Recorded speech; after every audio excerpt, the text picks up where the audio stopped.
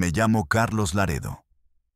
Tengo 51 años y durante 12 de ellos fui el arquitecto financiero, el contador en la sombra, el mago que hacía desaparecer montañas de dinero sucio para el cártel Jalisco Nueva Generación. Hoy les hablo desde el infierno en la tierra, una tumba para los vivos.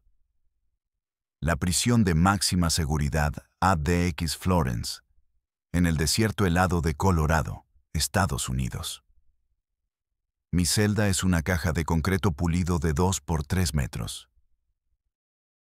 La cama, el escritorio y el taburete son de concreto, soldados al suelo, fríos al tacto incluso a través de la delgada tela del uniforme. La taza del baño, de acero inoxidable, reluce bajo la luz perpetua de un fluorescente que zumba día y noche. Un mantra mecánico, un insecto eléctrico atrapado en el ámbar del tiempo, marcando el paso de horas que ya no significan nada. La ventana es una rendija de 10 centímetros de ancho por 1 metro de alto, un corte vertical en el muro que apunta al cielo, un pedazo de azul inalcanzable, a menudo un gris plomizo moteado por las nubes que se deslizan indiferentes, ajenas a la vida encapsulada aquí abajo. Cumplo una condena de cadena perpetua más 30 años. Aquí el sol es un rumor, una anécdota que te cuentan los guardias con una sonrisa burlona. Y la esperanza es una palabra en un idioma que ya he olvidado. He decidido hablar, grabar estas palabras en la clandestinidad, no porque busque redención, pues para hombres como yo no existe tal cosa, sino porque el silencio se ha convertido en una celda dentro de mi celda, una asfixia más profunda que el concreto y el acero. La verdad, o al menos mi verdad, es la única herramienta que me queda para demoler, aunque sea simbólicamente, los muros del imperio que ayudé a construir. Todo lo que ustedes creen saber sobre el narcotráfico, sobre el poder de hombres con apodos legendarios como Nemesio o Ceguera Cervantes, el Mencho, es una cortina de humo. Una ópera sangrienta y ruidosa, llena de decapitados en puentes, camionetas blindadas y cuernos de chivo bañados en oro, diseñada para que ustedes, la gente decente, la gente que paga sus impuestos y cree en las instituciones, no miren detrás del telón. Creen que el negocio es la droga, los kilos de cocaína, metanfetamina y fentanilo que cruzan la frontera en túneles o en el doble fondo de un tráiler de aguacates. Se equivocan de una manera casi infantil, con la misma ingenuidad con la que un niño cree que el dinero sale del cajero automático por arte de magia. La droga es solo el motor de arranque, la chispa que enciende la maquinaria, el capital semilla de una empresa mucho más vasta y sofisticada. El verdadero negocio, la verdadera fuente de poder inagotable, está en el lavado de ese dinero, en su integración perfecta dentro del sistema financiero global que ustedes usan todos los días para pagar su hipoteca, su supermercado, la colegiatura de sus hijos. El Mencho, con todo su poder territorial y su leyenda de violencia implacable, es apenas el gerente de la división más ruidosa y sucia de una corporación multinacional invisible. La verdadera bestia no carga un rifle de asalto, usa una pluma Montblanc, se sienta en consejos de administración, financia campañas políticas y firma contratos multimillonarios con el mismo gobierno que jura combatirla. Y yo era el traductor, el que convertía la sintaxis de la sangre y la pólvora en el lenguaje pulcro de las finanzas. Yo era el puente que conectaba el lodo de la fosa clandestina con el mármol de los lobbies bancarios de Paseo de la Reforma y Wall Street. Les voy a contar cómo funciona el verdadero cártel. No el que ven en las series de televisión, sino el que tiene en su nómina a senadores, jueces y banqueros que cada mañana se miran al espejo, se ajustan el nudo de la corbata de seda y se convencen de que son los pilares de la sociedad. La verdad, se los aseguro, es infinitamente más sucia y aterradora que cualquier balacera. Se preguntarán, con justa razón, ¿cómo un hombre con mi perfil, un contador público con una maestría en finanzas por el ITES, un tipo cuyo mayor sueño era tener su propio despacho, una placa de latón brillante en la puerta y jubilarse para jugar al golf en Chapala, terminó aquí, en esta caja de concreto, donde el único sonido es el zumbido de la ventilación y los gritos ahogados de hombres que han perdido la razón? La respuesta no es glamorosa, no involucra una ambición desmedida ni un deseo de poder. La respuesta es simple, vulgar y terriblemente común: desesperación. Todo comenzó no con la avaricia, sino con el fracaso. Tenía mi propio despacho contable, Laredo y Asociados, en un edificio modesto de la colonia Providencia, en Guadalajara. Era mi orgullo, el fruto de 15 años de noches sin dormir y fines de semana sacrificados. Empecé en un rincón de la oficina de un amigo, con un escritorio prestado y 2 clientes que me pagaban con retraso.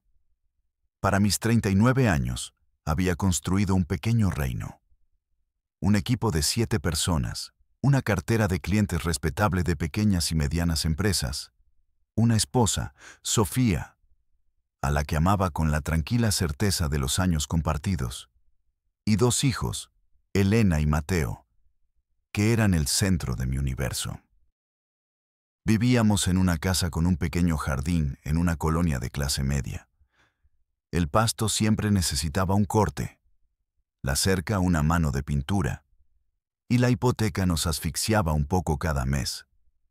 Pero era nuestro hogar.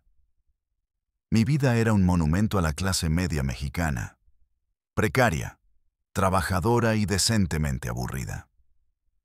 Pero México es un país que se deleita en destruir los sueños pequeños. Una crisis económica global, originada a miles de kilómetros en las bolsas de Nueva York, golpeó al país como un mazazo. Uno de mis clientes más grandes, una empresa constructora, se declaró en bancarrota de la noche a la mañana, dejándome con 6 meses de honorarios sin pagar y un agujero en mis finanzas que no supe cómo tapar. Para colmo, una mala inversión en la bolsa, un consejo seguro de un amigo sobre unas acciones tecnológicas, se evaporó.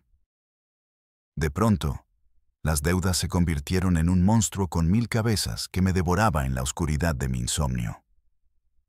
Cada noche me despertaba con el corazón galopando, la sensación de estar cayendo al vacío.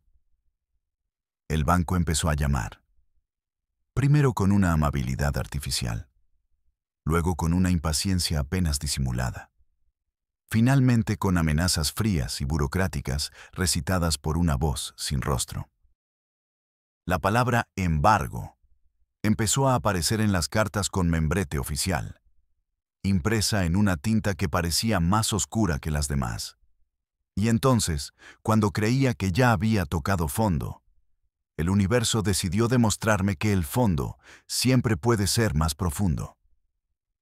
Mi hija menor, Elena, de apenas 8 años, empezó a sentirse mal. Fiebres inexplicables, un cansancio que apagaba su energía inagotable, pequeños moretones que aparecían en sus piernas sin motivo aparente. El diagnóstico fue leucemia linfoblástica aguda. El seguro médico, ese que pagaba religiosamente cada mes, resultó ser una farsa de letras chiquitas y cláusulas de exclusión. Cubría lo básico: quimioterapias genéricas en un hospital público abarrotado, pero el tratamiento que le daba las mejores probabilidades, uno experimental importado de un centro oncológico en Houston, tenía un costo astronómico, una cifra con tantos ceros que parecía una broma macabra. Estaba ahogándome en un mar de cifras rojas y el agua me llegaba al cuello. Fue entonces, en la noche más oscura de mi vida, cuando sonó el teléfono. Eran casi las 11. Era Ricardo, un antiguo compañero de la universidad. Un tipo brillante, carismático, que siempre se había movido en los círculos grises de la legalidad, asesorando a gente interesante. Hacía años que no hablaba con él. «Carlos, mi Charlie, ¿cómo estás?», dijo con una familiaridad que me incomodó. «Me enteré por ahí que las cosas no van bien. Qué pena lo de tu niña, ¿de verdad? Escucha, yo sé que eres el mejor con los números, un puto mago. Conozco a gente muy importante que necesita a alguien discreto, alguien con tu talento. No hagas preguntas, solo tienes que hacer tu magia con los números. El pago, digamos que tus problemas se acabarían hoy mismo». Rechacé la oferta, instintivamente, con el último vestigio de mi antigua moralidad. Le dije que no, que gracias, que saldría adelante. Colgué el teléfono con las manos temblorosas. Lo rechacé una segunda vez, cuando me llamó una semana después, y una tercera. Pero el monstruo de la deuda no dejaba de crecer. El banco fijó una fecha para el embargo de la casa. El médico de Elena me dijo que no podíamos esperar más para empezar el tratamiento. Cada día que pasaba, las células cancerosas se multiplicaban en la sangre de mi hija. Una noche, serían las 3 de la mañana, estaba sentado en la cocina. La casa estaba en silencio, un silencio que zumbaba en mis oídos, el sonido de la derrota. Sobre la mesa de madera tenía 2 papeles: el aviso de embargo del banco, con su lenguaje legal y cruel, y a su lado, la receta con el nombre impronunciable del medicamento de mi hija, con el presupuesto de la clínica de Houston grapado a ella. Miré esos 2 papeles y sentí que se rompía algo dentro de mí, una fractura en el alma. Toda mi vida me habían enseñado que la honradez, el trabajo duro, el camino recto, eran la clave del éxito. Y era una mentira. La honradez no estaba pagando el tratamiento que podía salvarle la vida a mi hija. La honradez estaba a punto de dejar a mi familia en la calle. En ese momento de absoluta desesperación, tomé una decisión. La honradez era un lujo que ya no podía permitirme. Busqué el número de Ricardo en mi agenda y marqué. Al día siguiente, estaba sentado en el reservado de un restaurante de mariscos en Zapopan, en Steus, un lugar ruidoso que olía a limón, a cerveza y a negocios turbios. Frente a mí, un hombre de unos 60 años, de piel curtida por el sol de la sierra, botas vaqueras de piel de avestruz y un reloj de oro que parecía pesar 1 kilo.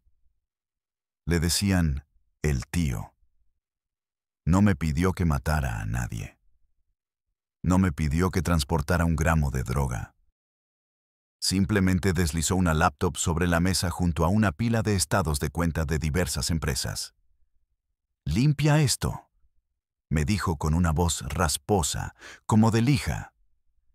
«Haz que parezca que este dinero viene de la venta de aguacates de exportación. Tienes 48 horas. Ese fue mi primer jale, mi primer pecado. Lavé 5 millones de pesos en 2 días. Creé una red de facturas falsas. Triangulé el dinero entre 3 empresas fantasma que constituí en línea y lo justifiqué como adelantos de una cosecha inexistente. Mientras lo hacía, sentí un vértigo nauseabundo.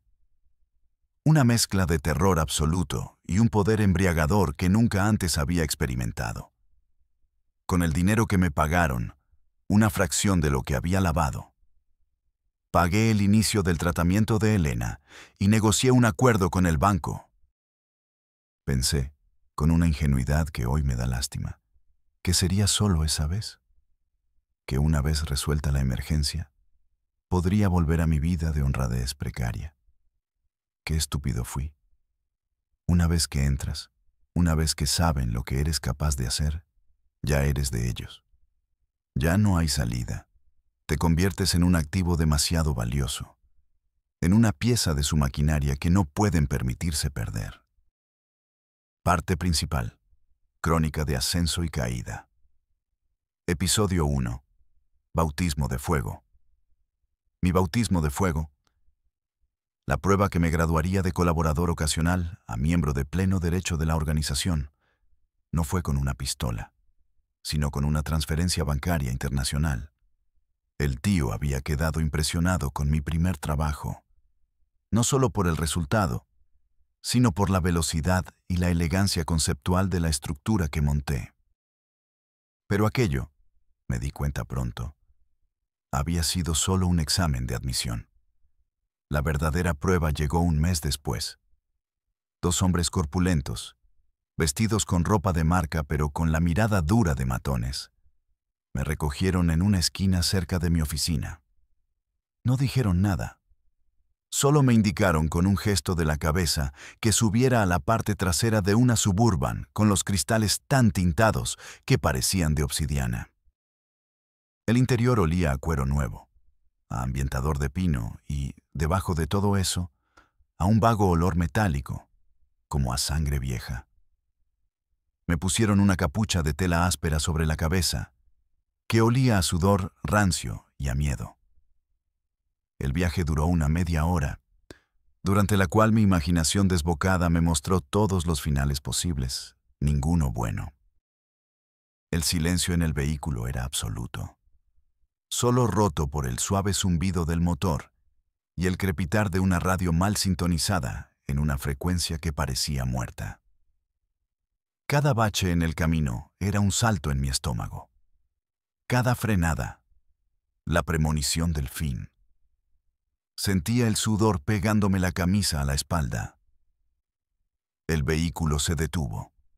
Me guiaron al interior de lo que parecía una bodega. El aire cambió al instante. Se volvió denso, cargado con el olor a metal oxidado, a humedad estancada y a ese olor acre y eléctrico que desprende el miedo concentrado. Era un olor que se te pegaba al fondo de la garganta. Escuché el eco de una pesada puerta de metal cerrándose detrás de mí. Un sonido definitivo, como la tapa de un ataúd. Cuando me quitaron la capucha, parpadeé para acostumbrarme a la luz mortecina de unos focos industriales que colgaban del altísimo techo de lámina. Estábamos en una nave inmensa, el suelo de concreto manchado de aceite y de otras cosas que no quise identificar. En el centro, sobre tarimas de madera, se apilaban montañas de billetes, dólares, fajos y fajos de billetes de 20 y de 100, sujetos con gomas elásticas, algunos manchados de tierra, otros arrugados y húmedos. Nunca en mi vida había visto tanto dinero físico junto. Debía haber decenas de millones, una fortuna obscena y tangible que apestaba a encierro y a prisa. A un lado, amarrados a unas sillas metálicas, había dos hombres. Estaban brutalmente golpeados, con los rostros hinchados y la ropa manchada de sangre seca, pero aún conscientes, sus ojos desorbitados de terror. Uno de ellos sollozaba en silencio, un sonido patético que se perdía en la vastedad del lugar. El tío estaba de pie junto al dinero, con la misma calma imperturbable de siempre, fumando un cigarrillo sin filtro. Este es el resultado de un jale que se complicó en la frontera, dijo el tío, sin siquiera mirar a los hombres amarrados. Su voz retumbó en el silencio cavernoso de la bodega. Y estos dos pendejos, continuó, apuntándolos con la barbilla con un desprecio absoluto, son los encargados de la plaza que fallaron. El patrón está muy molesto. ¿Este dinero está caliente? Los gringos ya lo están rastreando, cada número de serie. El Departamento del Tesoro ya lo tiene marcado. Es veneno. Me miró fijamente. Sus ojos eran como dos trozos de carbón. Tienes 24 horas para hacerlo desaparecer del mapa, para enfriarlo, para que pase de ser evidencia de un crimen a ser capital de inversión. Si lo logras, te ganas tu lugar en la mesa. Si fallas... Su mirada se desvió por fin hacia los hombres de las sillas, y una sonrisa casi imperceptible, cruel como una navaja, se dibujó en sus labios. Les harás compañía. Sentí un sudor frío recorrer mi espalda. Mi corazón era un tambor desbocado contra mis costillas.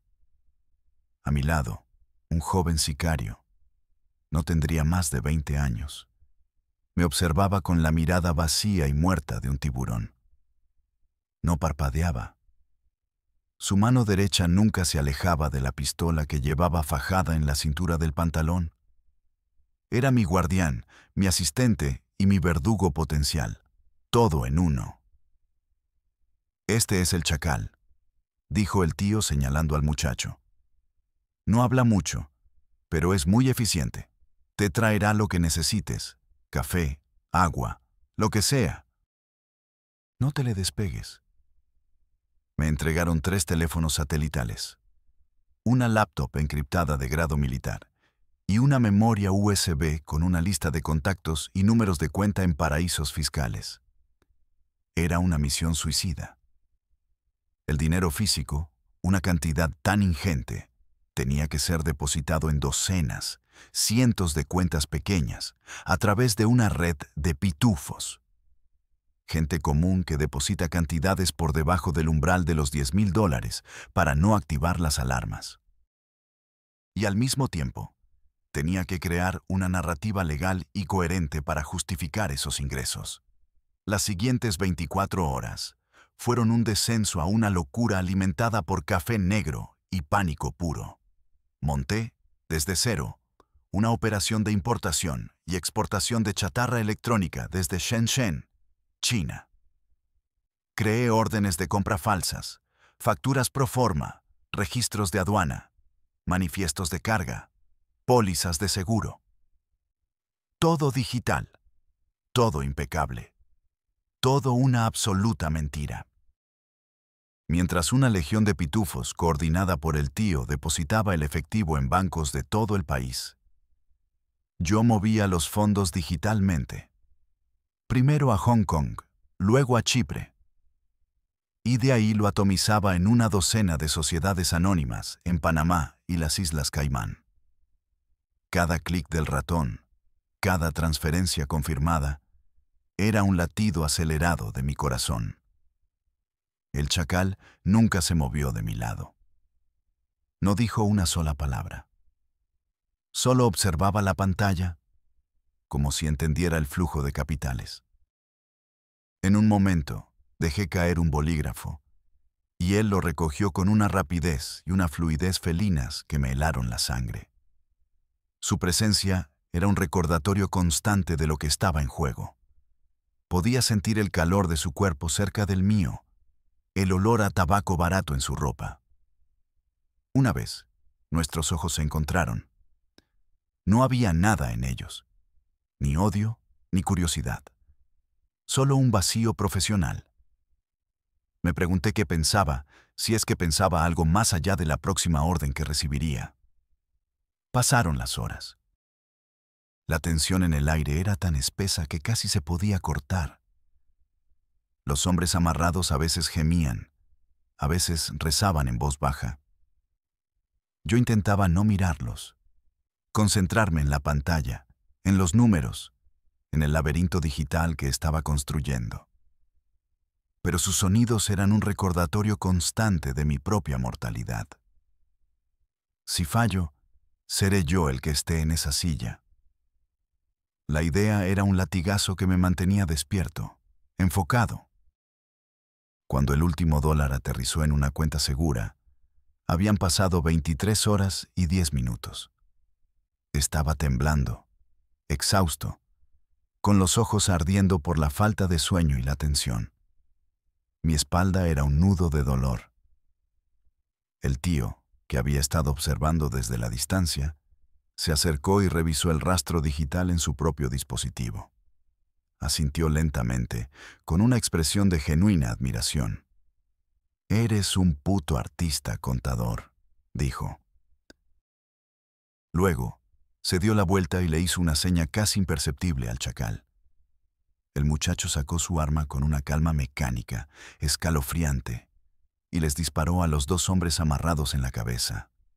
1, 2. Sin dudar, sin un atisbo de emoción. El sonido en la bodega fue ensordecedor. Un trueno que me dejó sordo y aturdido. El eco pareció durar una eternidad. Me quedé paralizado, con una salpicadura de sangre caliente en la mejilla, el olor metálico y dulce invadiendo mis fosas nasales. Vi el último espasmo de uno de los cuerpos y luego el silencio. «Bienvenido al equipo, contador», dijo el tío, dándome una palmada en la espalda que casi me derriba. «Ahora eres uno de nosotros». Esa noche, al llegar a casa, vomité en el jardín delantero, vaciando mi estómago y mi alma. Entré sigilosamente y vi a mis hijos durmiendo en sus camas, con la respiración tranquila de los inocentes. En ese momento entendí que había vendido mi alma, sin posibilidad de reembolso. Pero también comprendí, con una claridad aterradora, que había descubierto en mí un talento oscuro, un don que en un país como México valía más que el petróleo. El talento para hacer invisible lo ilegal, para convertir la sangre en números limpios. Episodio 2. La revelación. Mi verdadero despertar. El momento epifánico en que comprendí la verdadera escala y naturaleza del monstruo para el que trabajaba. No ocurrió en una sierra remota ni en una casa de seguridad llena de armas. Ocurrió en un penthouse de lujo en Santa Fe, el corazón financiero de la Ciudad de México. Tras mi bautismo en la bodega, mi estatus cambió. Dejé de ser un simple solucionador de problemas para convertirme en un diseñador de sistemas, en el arquitecto principal de la estructura financiera de la organización. La llamada llegó una tarde de martes. Era el tío. «Contador, ponte tu mejor traje. Mañana a primera hora paso por ti. Tienes una junta importante en la capital. Con los patrones de verdad». La frase «patrones de verdad» se me quedó grabada. ¿Acaso él no era uno de ellos? ¿Había alguien por encima del patrón, de El Mencho? La curiosidad se mezcló con un nerviosismo helado. Al día siguiente, un Mercedes-Benz blindado me recogió. El viaje al aeropuerto fue en silencio. En el jet privado que nos esperaba en la pista, el tío me ofreció un whisky. «Relájate, Carlos. Hoy es tu graduación. Hoy vas a conocer a los dueños del circo». No aterrizamos en el aeropuerto comercial. Lo hicimos en un aeródromo privado en Toluca. Otra camioneta blindada nos esperaba. El trayecto hacia Santa Fe fue un contraste surrealista. Dejamos atrás la pobreza y el caos de la periferia para adentrarnos en un mundo de rascacielos de cristal y acero. Boutiques de lujo y restaurantes con estrellas Michelin. Me sentía como un impostor. Mi traje, el mejor que tenía, parecía barato y mal cortado al lado de la elegancia sin esfuerzo que se respiraba en ese barrio. Llegamos a un edificio corporativo que parecía un cuchillo de cristal apuñalando el cielo. El lobby era un templo de mármol y silencio. Subimos en un elevador privado que no se detuvo hasta el último piso. Las puertas se abrieron directamente a un penthouse que me dejó sin aliento. Paredes de cristal del suelo al techo ofrecían una vista panorámica de la ciudad. Un tapiz de luces y concreto que se extendía hasta el horizonte. Muebles de diseño italiano. Arte contemporáneo de Rufino Tamayo y Leonora Carrington en las paredes. En la larga mesa de caoba no había sicarios. Había un subsecretario de Comunicaciones y Transportes, un hombre canoso y de aspecto afable que había visto en las noticias. El director de operaciones de uno de los bancos privados más grandes de México. un hombre de 40 y tantos, en una forma física impecable. Un abogado fiscalista cuyo despacho ocupaba 3 pisos en un rascacielos de Reforma, de sonrisa fácil y ojos calculadores, y el sobrino de un gobernador de un estado costero, un joven de 30 y tantos con el pelo engominado y una sonrisa de depredador. Vestían trajes de Segna y Brioni, olían a lociones caras y hablaban un español pulcro, salpicado de anglicismos financieros como leverage, due diligence y cash flow. El tío estaba allí, sí, pero relegado a un segundo plano, de pie junto a la puerta, casi como un guardaespaldas, con una incomodidad mal disimulada. Yo era el único que parecía fuera de lugar. Me presentaron simplemente como el señor Laredo, nuestro asesor financiero. Me sirvieron un café en una taza de porcelana que probablemente costaba más que mi primer coche. La conversación de esa tarde no fue sobre kilos de cocaína, control de plazas o eliminación de rivales. Hablaron de licitaciones para obra pública, de la recalificación de terrenos ejidales para convertirlos en zonas turísticas, de la creación de fondos de inversión para desarrollar complejos hoteleros en la Riviera Maya. El plan, expuesto en una presentación de PowerPoint por el joven y ambicioso sobrino del gobernador, era escalofriantemente brillante.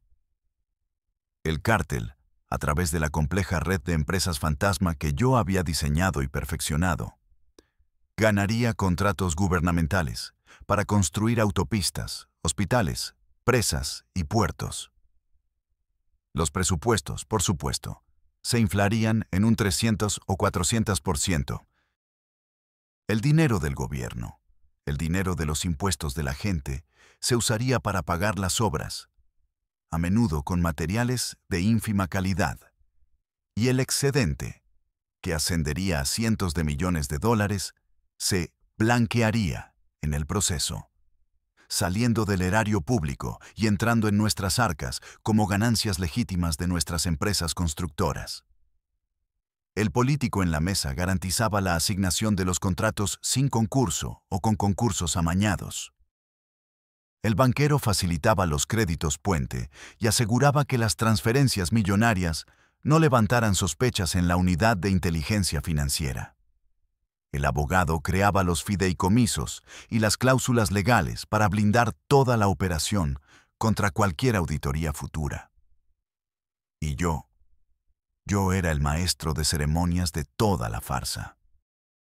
El que creaba las empresas constructoras de papel, las factureras, que emitían comprobantes fiscales por servicios y materiales nunca entregados. El que diseñaba el laberinto de cuentas bancarias, por donde viajaría el dinero hasta que su origen fuera indetectable, regresando finalmente a México como supuesta inversión extranjera. En ese momento, mientras escuchaba a esos hombres hablar de desviar miles de millones con la misma naturalidad con la que se habla del clima, lo vi todo con una claridad cegadora. El CJONG no era una organización criminal que corrompía al sistema. Era una parte fundamental y simbiótica del sistema. Los narcos de la sierra, los sicarios, los traficantes, eran la fuerza de choque, la mano de obra violenta, necesaria pero desechable. Eran la cara fea que asustaba al público. Pero los verdaderos jefes, los dueños del circo, los que se llevaban la parte del león, eran esos hombres de traje y corbata. Ellos no se manchaban las manos de sangre. Se las manchaban de tinta Mont Blanc, firmando documentos que condenaban a regiones enteras a la pobreza y la violencia. El Mencho era el perro de ataque que todos temían. Pero estos hombres sostenían la correa. Ese día entendí que mi trabajo ya no era solo lavar dinero de la droga. Mi trabajo era mucho más ambicioso y perverso. Estaba ayudando a integrar la economía criminal en la economía legal hasta que ambas fueran indistinguibles. estaba ayudando a construir un narcoestado desde sus cimientos financieros. El miedo que sentí entonces fue diferente. Ya no era el miedo a una bala perdida o a una tortura. Era un miedo existencial, el miedo a la verdad, a saber que los monstruos no vivían en la clandestinidad, sino en los palacios de gobierno y en los rascacielos corporativos, y que yo era su más eficiente herramienta. Miré por la ventana la inmensidad de la Ciudad de México a mis pies, y por primera vez no vi una ciudad, sino un tablero de juego. Y yo era una de las piezas clave. Episodio 3. El ascenso. A partir de esa revelación, mi carrera dentro de la organización despegó a una velocidad vertiginosa. Me convertí en una pieza indispensable, el eje sobre el que giraba toda la maquinaria financiera. El patrón, el Mencho, un hombre al que solo vi en persona en 2 ocasiones, confiaba en mí ciegamente. Yo no le traía problemas, le traía soluciones. No le traía kilos de droga, le traía rendimientos de 2 dígitos en la bolsa de valores, empresas legítimas y un flujo de capital que ni él mismo, en sus delirios de capo de la vieja escuela, había imaginado. Mi apodo cambió. Ya no era el contador. Ahora me llamaban el mago. Diseñé y administré una red de más de 200 empresas fantasma. Era un ecosistema corporativo delictivo.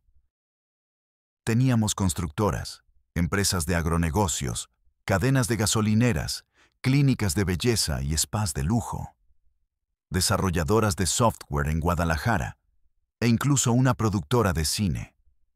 Cada una era una boca en un sistema digestivo gigante que tragaba dinero sucio en efectivo y lo excretaba en forma de ganancias legítimas, dividendos e inversiones de capital. Uno de mis grandes éxitos, del que me sentía perversamente orgulloso en su momento, fue la perversión de la filantropía. Creamos varias fundaciones y organizaciones benéficas.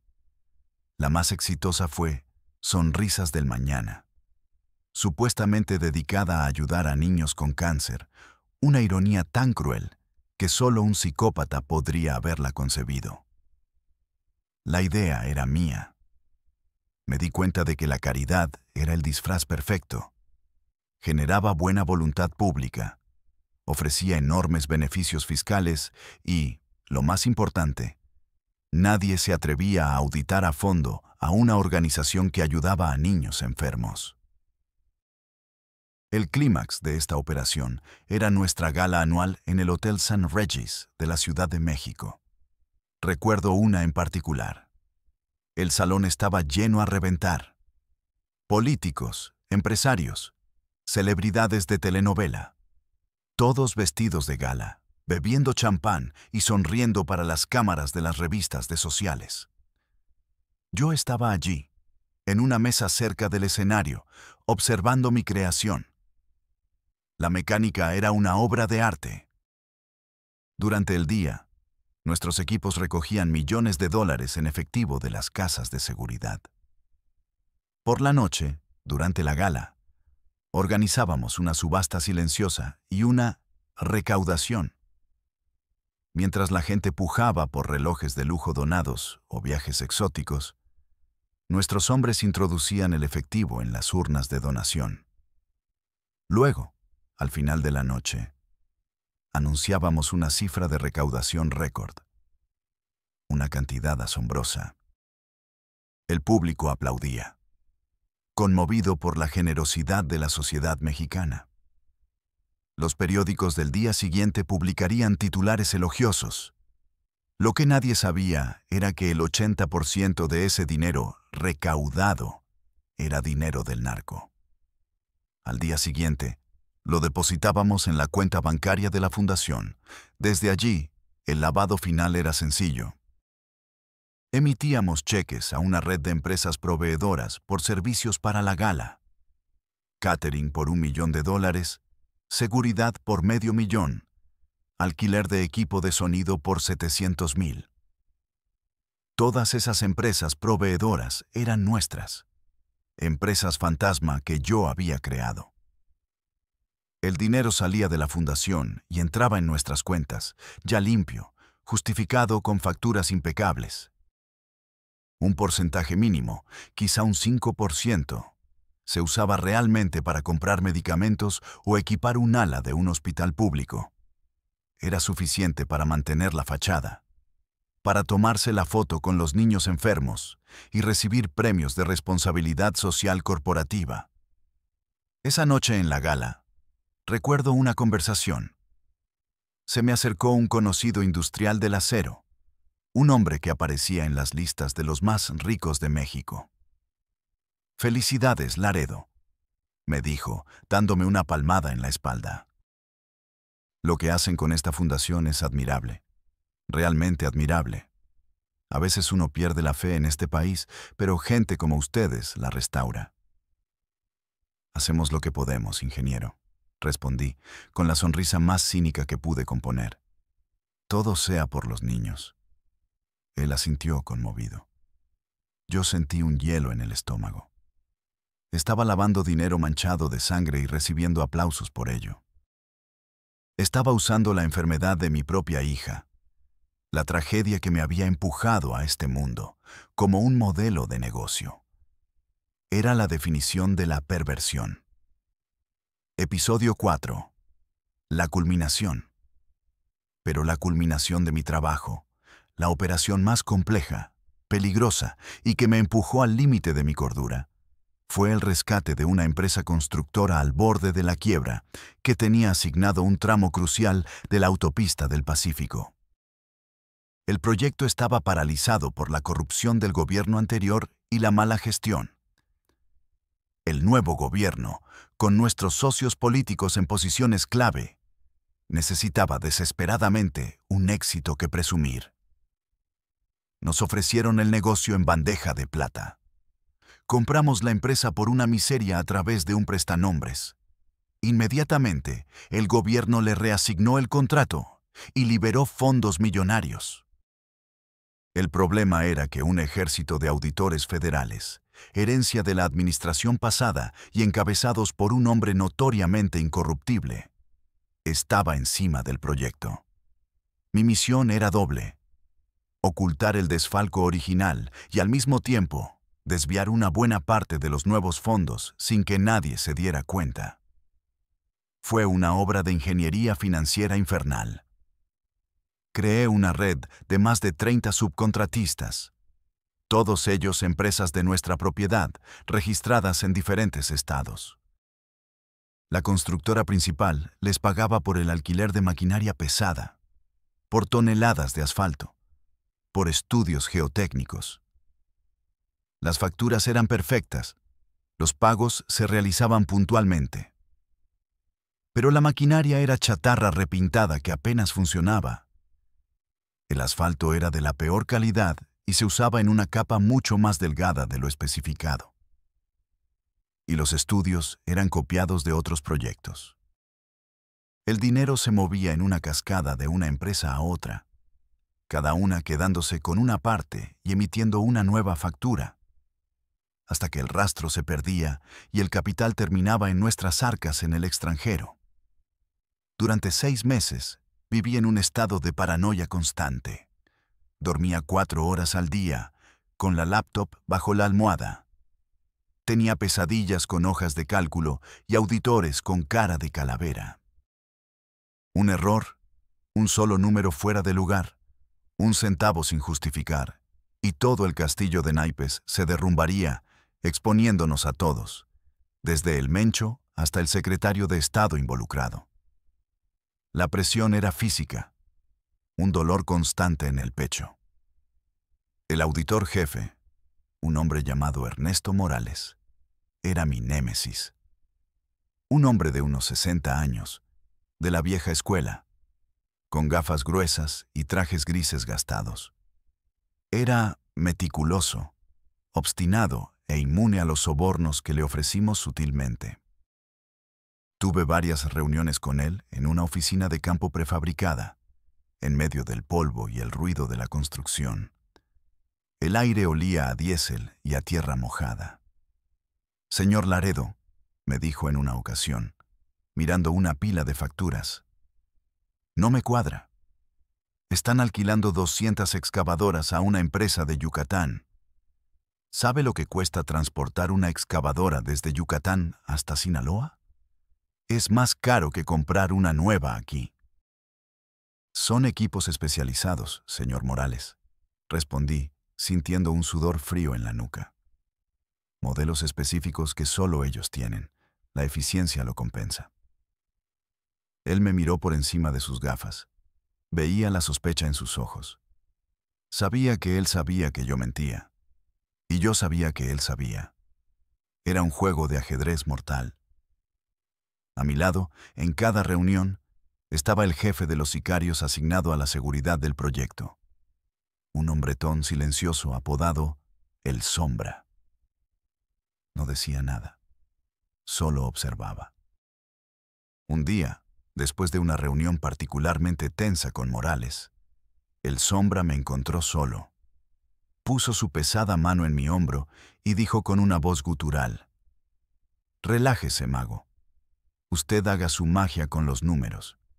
Si el señor auditor encuentra algo que no debe, nosotros nos encargamos de que lo olvide, para siempre». Esa frase me heló la sangre. Me di cuenta de que mis hojas de cálculo no solo movían dinero, también firmaban sentencias de muerte. La autopista finalmente se inauguró. Hubo discursos, cortes de listón, fotos para la prensa. El presidente de la República asistió. Los políticos se felicitaron por su eficiencia y su compromiso con el progreso. Nosotros habíamos blanqueado casi 80 millones de dólares. Unas semanas después, leí en el periódico que el auditor jefe, Ernesto Morales, había sufrido un trágico accidente de coche en la carretera a Cuernavaca. Él y toda su familia. El coche se había incendiado. No hubo supervivientes. Nadie investigó a fondo. En ese momento, cualquier atisbo de orgullo que pudiera sentir por mi habilidad se convirtió en un asco profundo y amargo. Yo había construido esa carretera de muerte y corrupción. Cada kilómetro de asfalto estaba manchado con la sangre de un hombre honrado. Punto de inflexión. La cadena familiar. El punto de quiebre. El momento exacto en que supe que tenía que salir de ese infierno o morir en él. No fue un acto de violencia espectacular, sino una orden fría y calculadora que me llegó una madrugada a través de un mensaje encriptado. Mi familia, a la que tanto había querido proteger, se convirtió en el arma que usarían contra mí. Años atrás, cuando mi participación se hizo más profunda, había tomado la dolorosa decisión de divorciarme de Sofía. Fue una farsa para protegerlos. Le di todo lo que pude de mi dinero limpio y la convencí de que se mudara con nuestros hijos a Estados Unidos, a un suburbio anónimo de Houston. Les creé nuevas identidades, nuevos historiales. Les enviaba dinero a través de canales limpios, una miseria comparado con lo que manejaba, pero suficiente para que vivieran bien y sin sobresaltos. Creía, en mi arrogancia, que había construido un cortafuegos perfecto entre mi mundo y el de ellos. ¡Qué iluso! La organización estaba expandiendo sus operaciones de lavado a bienes raíces de lujo en Florida y Texas. Necesitaban prestanombres, con historiales crediticios impecables en Estados Unidos, ciudadanos o residentes legales, que pudieran solicitar hipotecas y figurar como dueños de propiedades millonarias que se comprarían con nuestro dinero. La orden de El Tío, transmitida directamente de El Patrón, era clara y directa. Proporciona los datos completos de tu familia. Sus números de seguro social, sus direcciones, sus trabajos, son perfectos para la nueva estructura. Serán los titulares de 3 propiedades en Miami. Considéralo un honor. El patrón te lo está pidiendo personalmente, como una muestra de confianza. Se me detuvo el corazón. El aire se me escapó de los pulmones. El mensaje en la pantalla del teléfono encriptado brillaba en la oscuridad de mi apartamento de lujo. Me quedé sentado en la cama, mirando el texto, sintiendo cómo el mundo se desmoronaba. Entendí la jugada maestra al instante. No era un honor, era una sentencia. Era una cadena perpetua. Al convertir a mi familia en parte de la estructura, se convertían en rehenes permanentes. ¿Qué hago? La pregunta era un martillo golpeando dentro de mi cráneo. Si les doy los datos, los condeno. Los ato a mí, a este lodo, para siempre. Cada dólar sucio que pase por sus nombres será una mancha en sus vidas. Si el castillo de naipes se cae, caerán con él. Serán cómplices. Mi hija estudiando medicina. Mi hijo queriendo ser arquitecto. No, no puedo hacerles eso. Es mi pecado, no el suyo. Pero la otra cara de la moneda era igual de aterradora. Y si me niego, ¿qué harán? Conozco a esta gente. No aceptan un no por respuesta.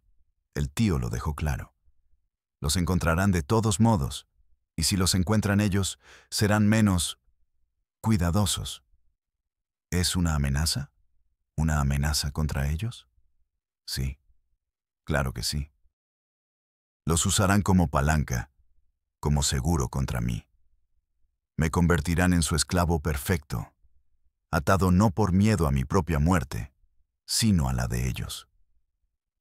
Por primera vez en 12 años, el miedo por mi propia vida fue completamente eclipsado por el terror visceral de lo que podría pasarles a ellos. Me había convertido en un monstruo, lo sabía. Pero una parte de mí, el padre, el esposo, todavía estaba viva, enterrada bajo capas de cinismo y corrupción. Y esa parte gritaba de pánico. Le respondí al tío que era imposible, que mi familia no sabía nada, que se negarían. Su respuesta fue inmediata y brutal, desprovista de toda cortesía. Nadie les va a preguntar. Tú nos das los datos o nosotros los conseguimos. Y si los conseguimos nosotros, quizás seamos menos cuidadosos en el proceso. Tú decides, mago. O son tus activos o son nuestro seguro de vida. En ese instante, todo cambió. La lealtad forzada por el miedo, la obediencia al patrón, el vértigo del poder. Todo se evaporó como la niebla. Solo quedó una certeza fría y absoluta. Tenía que sacarlos de mi vida. Tenía que sacarme de sus vidas. Tenía que desaparecer. Empecé a planear mi huida. Sabía que no podía ser un acto impulsivo. Tenía que ser metódico, frío y calculado, como una de mis operaciones financieras más complejas. Durante las siguientes semanas, bajo la excusa de estar diseñando la nueva estructura de bienes raíces, empecé a crear mi propio fondo de escape. Desvié pequeñas cantidades, migajas del festín que nadie notaría, a una cuenta encriptada en Suiza bajo una identidad falsa. Digitalicé los documentos más comprometedores. Los libros contables paralelos que registraban la verdadera actividad de la organización. Grabaciones de llamadas con los socios políticos. Los números de cuenta en paraísos fiscales. Era mi póliza de seguro y mi única arma posible. Pagué una fortuna en la dark web por una nueva identidad. Un pasaporte canadiense, una licencia de conducir, un historial de vida completo. Me convertiría en Robert Miller, un consultor de software de Toronto. El plan era simple. En mi próximo viaje a la Ciudad de México para reunirme con los socios de traje, me escaparía. Desaparecería del hotel. Iría a un punto ciego sin cámaras que ya tenía localizado. Cambiaría de apariencia y me dirigiría a un aeropuerto secundario para tomar un vuelo a Toronto. Y de ahí, a la nada. El día llegó. Estaba en la suite del Hotel St. Regis, con el corazón martillándome en el pecho tan fuerte que temía que se escuchara en el pasillo. La maleta con mi nueva identidad, algo de efectivo y un disco duro encriptado, estaba lista junto a la puerta. Solo tenía que esperar a que cayera la noche. Pero ellos, de alguna manera, siempre estaban un paso por delante. Alguien de mi círculo más íntimo, alguien en quien confiaba, me había traicionado. Años después, en prisión, me enteraría de que fue Ricardo, mi viejo amigo, el que me vendió para salvar su propio pellejo. Recibí una llamada del tío. Su voz sonaba extrañamente jovial. Mago, cambio de planes. La reunión no es en la oficina. El patrón quiere verte personalmente, saludarte. Te vemos en el almacén de Vallejo en 1 hora. No te preocupes, mandamos un coche por ti. Se me heló la sangre. El almacén de Vallejo era nuestro matadero. El lugar donde se resolvían las disputas internas y se desaparecía a los traidores. Nadie salía de una reunión en Vallejo. Supe, con una certeza que me paralizó, que me habían descubierto. Mi plan, mi futuro, mi vida, se habían acabado. El pánico es un mal consejero, pero a veces ese es el único que te grita la verdad. Sabía que ir a esa cita era la muerte. No tenía opción. Tomé la pequeña maleta, me metí el disco duro en el bolsillo interior de la chaqueta y bajé por el elevador de servicio. La paranoia me gritaba que cada botones, cada recepcionista, cada persona en el lobby era un halcón, un vigilante puesto para mí. Salí a la calle y, en lugar de tomar un taxi, corrí. Corrí como nunca en mi vida, sin rumbo fijo. Un hombre de 50 años, en un traje caro corriendo por las calles de Polanco, perdiéndome en el laberinto de la Ciudad de México. Mi única idea, mi única y desesperada esperanza, era llegar a la embajada americana. Sabía que la información que contenía ese disco duro valía mi vida. Si lograba entregárselo, quizá, solo quizá, me meterían en el programa de protección de testigos. Era una posibilidad remota, una apuesta de 1 en 1.000.000, pero era la única que tenía. Pasé 2 días escondido, moviéndome como una rata de un hotel de paso a otro, pagando en efectivo, comiendo lo que podía, sintiendo sus ojos en cada esquina. No me atrevía a encender mi teléfono. Compré uno de prepago en una tienda de conveniencia y le envié un único y críptico mensaje a Sofía. Peligro. Desaparezcan. Contacten abogado Fisher. Ahora. Sabía que lo entendería.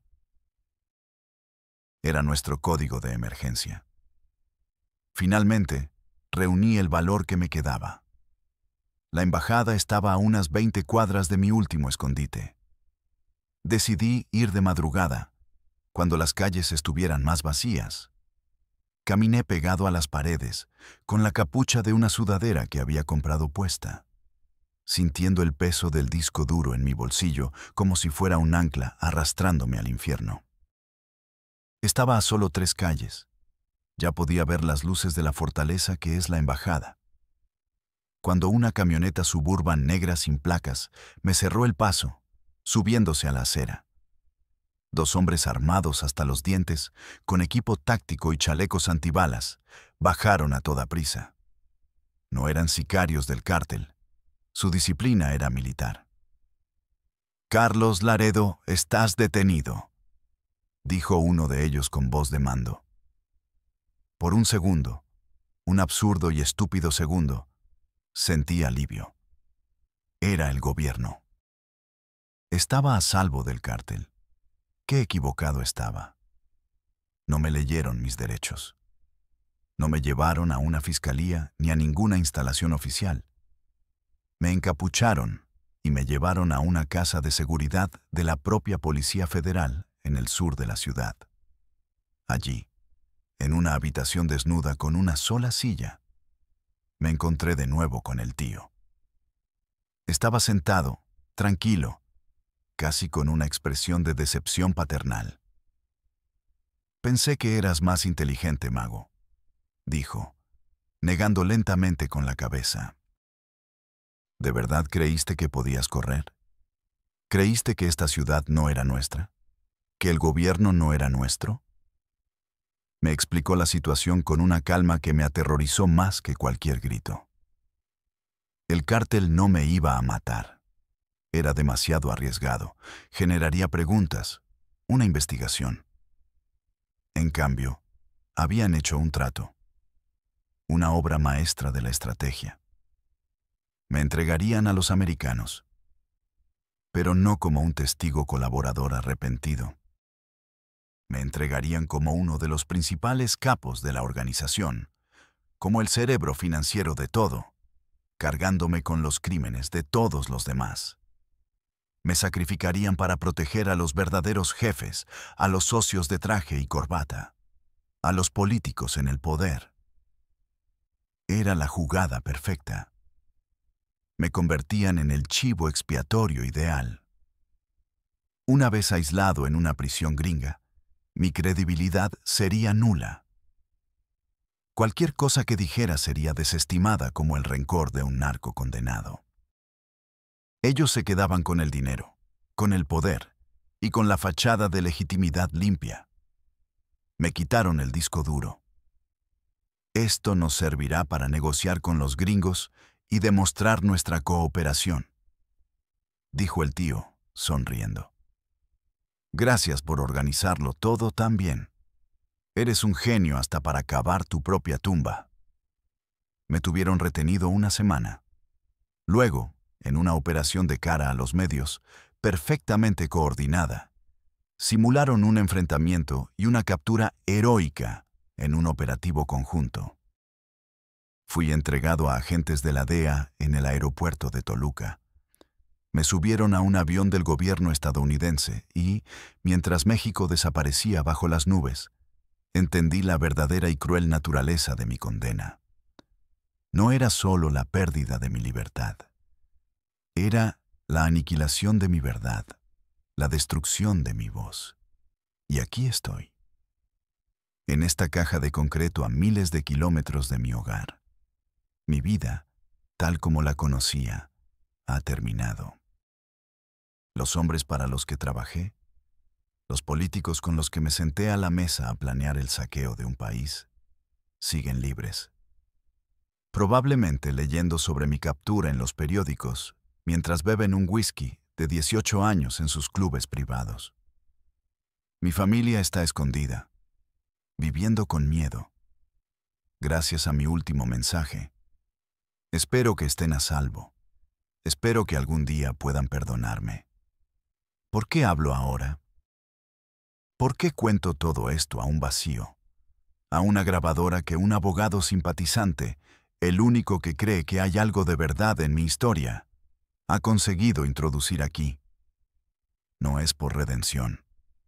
Para gente como yo, no hay perdón ni en el cielo ni en la tierra. Tampoco es por venganza. Aunque el deseo de ver arder su mundo hipócrita es lo único que a veces me mantiene caliente en las noches frías de esta celda. Hablo porque me despojaron de todo. Mi nombre, mi libertad, mi futuro, mi familia. Pero no pudieron quitarme la memoria.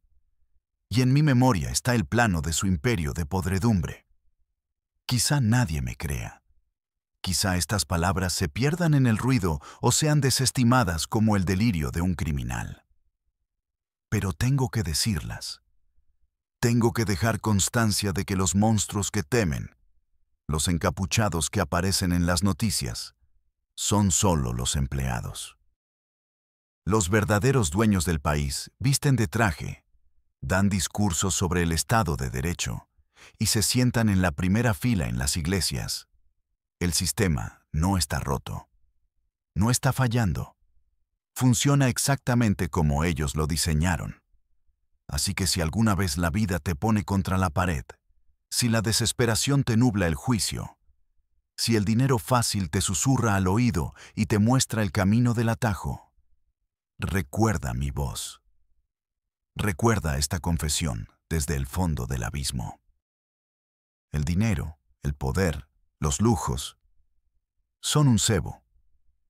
Una vez que muerdes el anzuelo, te arrastran a un lugar oscuro y profundo del que no se puede escapar.